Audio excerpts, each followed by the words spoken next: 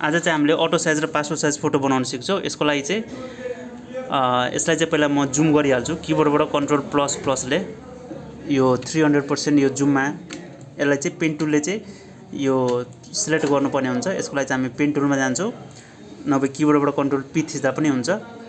त्यसपछि यहाँबाट यसलाई पेन टुलले सिलेक्ट गरिहाल्नुस् फटाफट।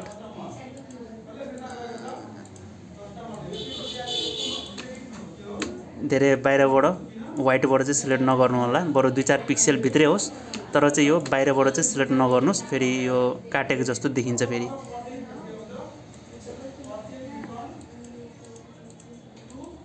मैले यहाँनिर यसलाई चाहिँ फटाफट सिलेक्ट गर्दैछु। यहाँ मिस्टेक भयो भने कन्ट्रोल अल्टर जेड गरिदिने ब्याक हुन्छ। फेरि यहाँनिर म मिलाएर सिलेक्ट गर्छु ल, यसरी।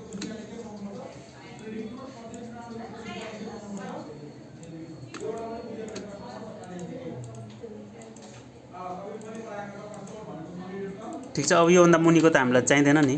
अटो साइज पासपोर्ट साइजको लागि चाहिँ यो चेस्टभन्दा अलिकति माथि नै हुँदा चाहिँ राम्रो हुन्छ। त्यसपछि म यहाँबाट चाहिँ यसलाई यसरी जहाँबाट स्टार्ट गरेको त्यहीँ क्लोज गरिदिन्छु म यसलाई लगेर। अनि यसलाई म जुम आउट गर्छु। यति गरेपछि यो पेन टुलले सिलेक्ट गरेपछि किबोर्डबाट कन्ट्रोल इन्टर गर्ने सिलेक्सन हुन्छ। यो जुन इन्भर्स आइरहेछ यो इन्भर्सलाई हटाइदिनुस् पहिला। वरिपरि जुन सिलेक्सन देखिरहेछ नि यसलाई हटाउनलाई किबोर्डबाट कन्ट्रोल सिफ्ट आईले इन्भर्स हट्छ। अनि यसमा चाहिँ अलिकति हल्का फेदर हाल्ने। फेदर हाल्नको लागि चाहिँ सिफ्ट F6 थिचेपछि यहाँनिर 0.2 जति राखिदिनु फेदर, धेरै राख्ने काम छैन। ओके गरिदिने। अनि फेरि यसलाई इन्भर्स गरिदिने, कन्ट्रोल सिफ्ट आईले इन्भर्स हो। त्यसपछि यहाँबाट चाहिँ कलर गर्ने व्हाइट, अनि यहाँबाट अल्ट ब्याक स्पेस गरिसकेपछि चाहिँ हाम्रो यो ब्याकग्राउन्डको कलर चेन्ज हुन्छ। त्यसपछि यो सिलेक्सन हटाउँछौँ, कन्ट्रोल डीले डिसिलेक्ट, अनि क्रप टुलमा जान्छौँ। क्रप टुलमा क्लिक गरिसकेपछि यहाँबाट चाहिँ W/H रिजोल्युसन चुज गर्ने।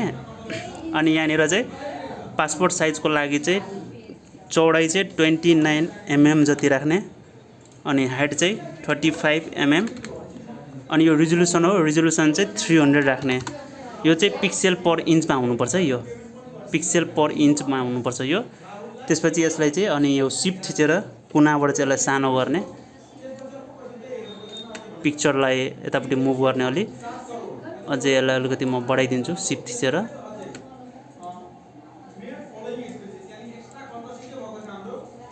यति गरेपछि कमिट बटनमा क्लिक गरिदिने यहाँनिर। अब न्यू पेज ल्याउने, न्यू पेज ल्याउनको लागि किबोर्डबाट कन्ट्रोल N प्रेस गर्छु। अनि यहाँबाट चाहिँ डकुमेन्ट टाइपमा चाहिँ फोटोमा गएर साइजमा जाने, यहाँबाट चाहिँ पोर्ट्रेट 4:6 चुज गर्ने, अनि रिजोल्युसन चाहिँ 300 राख्नुपर्छ। अरू यताउति तपाईँले कलर मोड चाहिँ CMYK चुज गर्नुपर्ने हुन्छ। त्यसपछि ओके गरिदिनुस्। अनि अघिको पिक्चरमा गएर यसलाई चाहिँ सिधै ड्र्याग गरिदिने यसमा न्यू पेजमा यहाँ ल्याएर राखिदिने। अनि यसमा चाहिँ बोर्डर ल्याउनु पर्ने हुन्छ। यो बोर्डर चाहिँ हाम्रो यहाँ लेयरमा जाने। यदि यो लेयर ल्याउनु छ भने किबोर्डबाट F7 प्रेस गर्दा हुन्छ है। यो F7 ले चाहिँ सो राइट हुन्छ। अनि यो लेयरको छेउमा यतापट्टि डबल क्लिक गर्यो भने चाहिँ यहाँनिर लेयर स्टाइल आउँछ। अनि यहाँबाट स्ट्रोक हाल्न मिल्छ, स्ट्रोकमा जाने। त्यसपछि यहाँबाट यसको मोटाइ चाहिँ स्ट्रोकको 2 जति राखिदिएँ मैले। कलर ब्ल्याक चुज गर्ने, ओके, अनि पुनः फेरि ओके। त्यसपछि यसको डुप्लिकेट निकाल्ने, अल थिचेर ड्र्याग गऱ्यो भने डुप्लिकेट निस्किन्छ, फेरि अल थिचेर ड्र्याग गर्ने डुप्लिकेट निस्किन्छ। अब तिनटैलाई एकैचोटि यसरी सिलेक्ट गर्ने, अनि किबोर्डबाट कन्ट्रोल E प्रेस गर्ने। कन्ट्रोल E प्रेस गऱ्यो भने चाहिँ मर्ज हुन्छ। अब तिनटैलाई चाहिँ एकैचोटि हामीले ड्र्याग गर्न सक्छौँ। यो हाम्रो भनेको यो 4R पेपर भन्छ। यो 4R पेपरमा चाहिँ यो पासपोर्ट साइजको चाहिँ 12वटा जति चाहिँ हाम्रो यो अट्छ। पछिबाट चाहिँ यसलाई चाहिँ हामीले USB पेन ड्राइभहरूमा चाहिँ हामीले यो हालेर चाहिँ मार्केटमा यो धुलाउन दिन सक्छौँ। हस् त, आजलाई यति नै।